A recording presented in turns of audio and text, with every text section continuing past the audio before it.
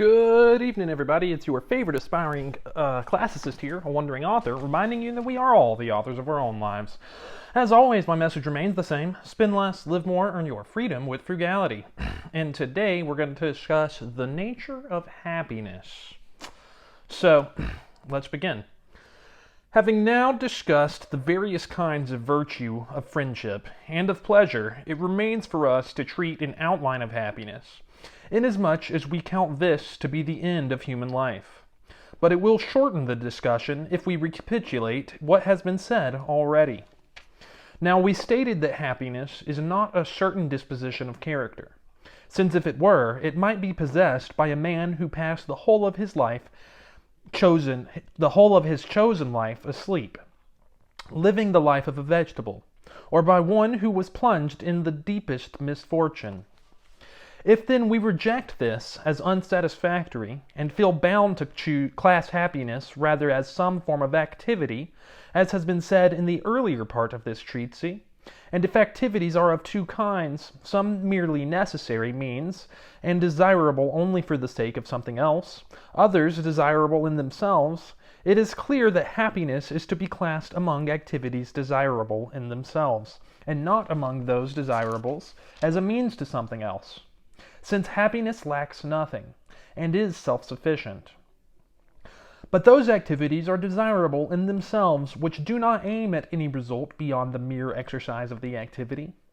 Now this is felt to be the nature of actions in conformity with virtue, for to do noble and virtuous deeds is a thing desirable for its own sake. But agreeable amusements also are desirable for not their own sake. We do not pursue them as a means to something else, for as a matter of fact they are more often harmful than beneficial, causing men to neglect their health and their estates.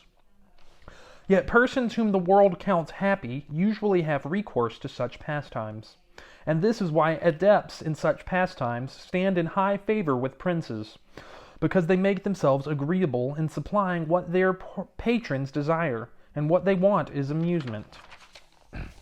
So it is supposed that amusements are a component part of happiness, because princes and potentates devote their leisure to them. But perhaps princes and potentates are not good evidence.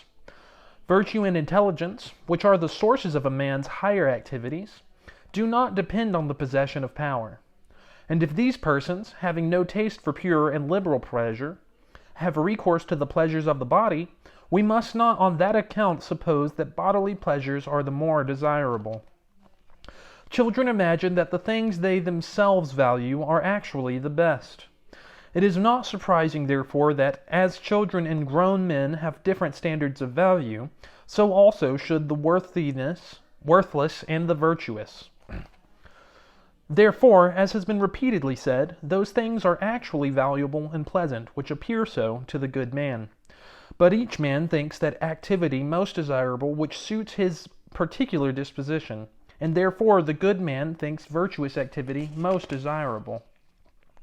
It follows, therefore, that happiness is not to be found in amusements. Indeed, it would be strange that amusement should be our end, that we should toil and moil all our life long, in order that we may amuse ourselves. For virtually every object we adopt is pursued as a means to something else, excepting happiness, which is an end itself. To make amusement the object of our serious pursuits, and our work seems foolish and childish to excess. Anacharsis' motto, "Play in order that you may work," is felt to be the right rule.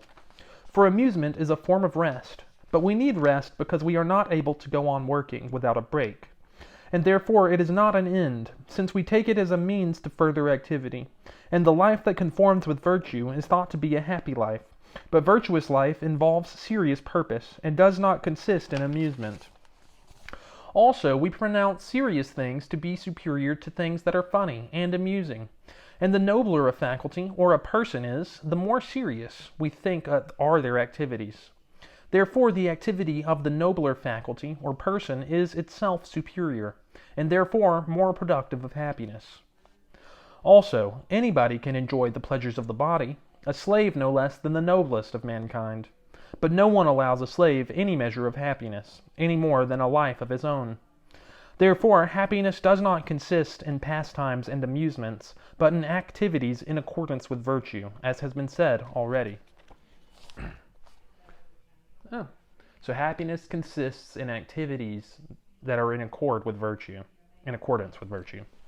I think that's a good takeaway. What are y'all doing in order to inspire, uplift, and empower your local community today? Because this world isn't changing unless we all do our part. And you can count on me to do mine daily. Until next time, I love you. Y'all.